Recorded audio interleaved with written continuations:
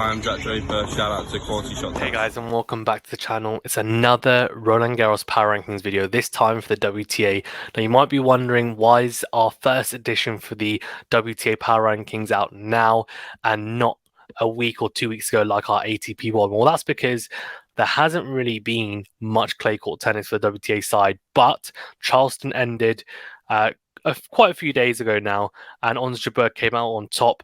That was really the start to the WTA clay court swing, but now we are in Europe. Stuttgart is starting and has started, and there's an absolutely packed field for that. So do keep an eye out for our reviews, previews, live stream watch-alongs, and all sorts, of course, for that event, because all the top players, despite being a 500, are in action. So next week when we do our second edition, we're going to have a really good idea of how the clay court form guide is starting to shape up going into Roland Garros. Okay, before we get into it though, remember to that like button, do subscribe if you're new, and also do leave a rating or a review. Also do leave a comment as well if you don't mind, and share the video. Comment what you think your top 10 Roland Garros Power Rankings for the WTA side is, and what you agree or disagree with. On top of that, thank you to our members, of course. Great to have you guys on board, and it's really appreciated. Okay, so for anyone that hasn't watched my power ranking videos before in the past, I have a very simple way of doing them. And it's exactly the same for the ATP side as well, and has been the same since I started the channel. There's different ways of doing it, but this is the way that I like doing it. So the most important factor, and the first factor that I want to always look into, is current form. Now, this really is a form guide going into each slam. And I do it for Roland Garros, and I do it for Wimbledon, and I do it for the US Open. Now, the reason why form is so important is because I want this to be a guide going into the tournament who are the top 10 hottest players on tour at the moment going into it. That's the most important factor. Now, that's why the first week or so of these power rankings can be a little bit weird, can look a little bit wonky, because, you know, for example, on the ATP side, Medvedev was number one because he'd played so well in Miami and Indian Wells, and the tournaments before that made finals, won tournaments. But of course, on the clay, he's probably not going to be number one for very much longer, right, in the clay court power rankings, or Roland Garros power rankings. But no clay court tennis was played at the time, so that's what I had to go on.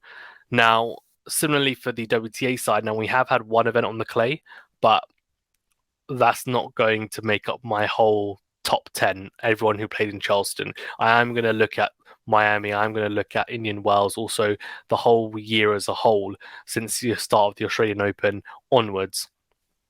And then my second or third factor, I guess you could say, because the second factor is form throughout the year, is past form at this specific tournament, so Roland Garros, and also on this specific surface. So how have players looked in the past at Roland Garros? For example, Swiatek is the defending champion, so that gives her some brownie points, of course, and she is incredible on the clay. She's won multiple tournaments. Ons Jabeur, you know, she played really well last year, won Madrid, made the final of Rome. Swiatek, of course, beat her in Rome, though, so some great wins there. Won Stuttgart last year as well, and she's a defending champion going into this week's tournament. So a lot to unpack there. Krejcikova won it 2 years ago.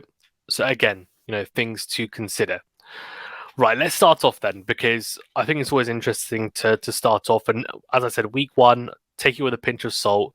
I don't want people to get too animated, but feel free to obviously in the comment section give your views, and you'll see how this will form over the next few weeks. So number one, I think, you know, is a little bit of a difficult one, because in terms of form-wise, there's a few players that you can talk about who could be number one. Now, one of them is Ons Jabeur, just won Charleston. She had a really good run, beat Bencic, Kasatkina, and she looks like she's back to her best. This week in Stuttgart, you know, if she was to go back-to-back, that's where then you say, okay, she warrants a place at number one. So she's, you know, at the moment, what I'm looking at number one, but you have to then also think about Rybakina, who, you know, she made the final of Australia. She won Miami. She made the final of, she won Indian Wells. She made the final of Miami. You know, she's been in great form as well. Does that translate well onto the clay courts? We'll see. But some positive signs there, given Miami and Indian Wells are not the quickest of hard courts, they're pretty slow. Then, of course, Arena Sabalenka won the Australian Open, a very different surface, but she's clearly in form this year. Made the final of Indian Wells, lost to Rybakina. She fell earlier, at Miami, but that is what it is. I think, she is an incredible player and she's in great form, and she actually does like the clay. She plays really well on all surfaces, which is a real positive. And of course, Swiatek, who hasn't had the best of years so far, you would say, in comparison to, of course, last year. But, still not too bad. Hasn't had a horrific year by any stretch. And I think for her, it's really going to be a case of picking up where she left off from last year on the clay. And then, of course, Krejcikova, who I just talked about, she's been making some good runs. She's back on form, back playing some really, really good tennis. I think she won Dubai as well, beat Swiatek in the final there. I think she's one to really look out for as well, because again, a good all-court player, but likes it on the clay. So number one, though, we're going to go on as Jabeur. I think that's probably only fair given what we've just been talking about in terms of current form on the surface. She's got it right. Won Charleston, so we've got to give it to her. Bencic. Now, do we give her number two? She made the final. She's had some decent results recently as well. I think we can put her at 2 for now, but again, I don't think that's going to be the number 2 for very long. Number 3, I'm going to go with Rybakina. I think she's had probably the most impressive result out of the rest of the bunch. If we're talking about Sabalenka, Swiatek, etc., as I said, won Indian Wells, made the final in Miami as well, made the final of the Australian Open. I know it might not translate onto clay, but we're talking about tournaments that have happened this year, and that's the only thing we can really go on right now.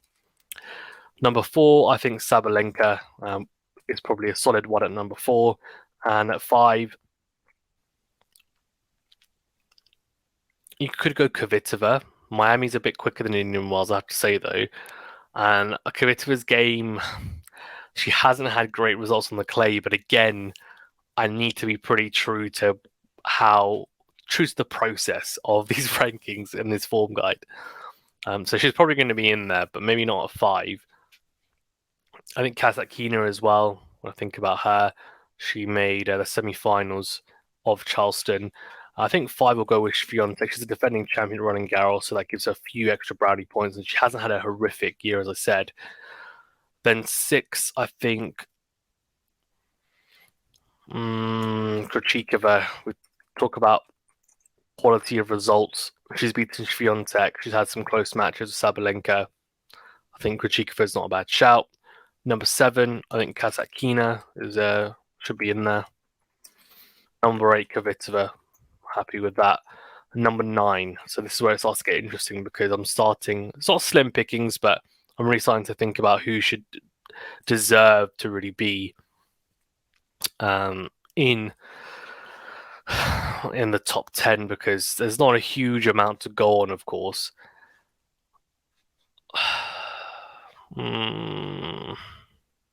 Sakkari's had some good results. She's made the semi-finals. I think Sakkari, and in fact, I think Sakkari should be here. I think she should be at 7. She also made some deep runs at Roland Garros in the past, so I think that's probably right. Then number 10. Number 10.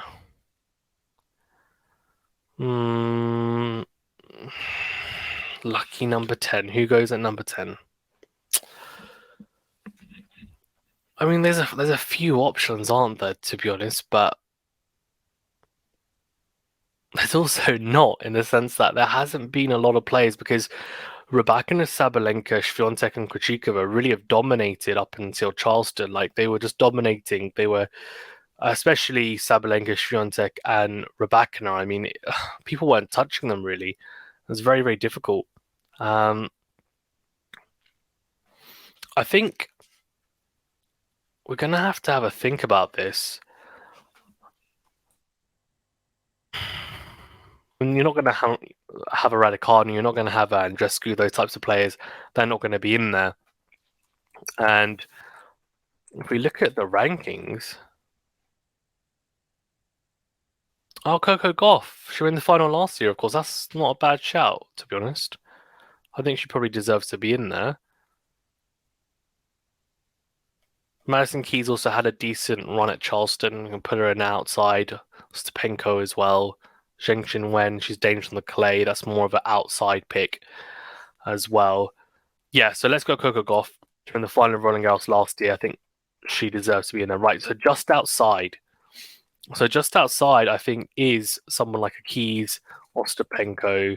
And these are people that I think might make their way into the top 10 on the clay court form guide, and my clay court form guide anyway. Badosa, I mean, she starts finding some form. Zheng Qinwen definitely as well. I think she needs to be in there. And a bit of a wild card, but I saw her play recently, and Zheng Qinwen beat her. But Alicia Parks, and I know she might be better on the surfaces, but I have a feeling she's going to be an all-quarter, and she's very, very exciting. So keep an eye out for her. So this is my my first edition of my WTA Roland Garros Power Rankings, my first form guide for the Grand Slam in France at the French Open. Number 1, Ons Jabeur. Number 2, Belinda Bencic. 3, Elena Rybakina. 4, Arina Sabalenka. 5, Iga Swiatek. 6, Barbara Krejcikova. 7, Maria Sakkari. 8, Dasha Kasatkina. 9, Petra Kvitova. 10, Coco Gauff. Let me know your thoughts on whether you agree or disagree. My second version for the ATP rankings will be out as well very, very soon.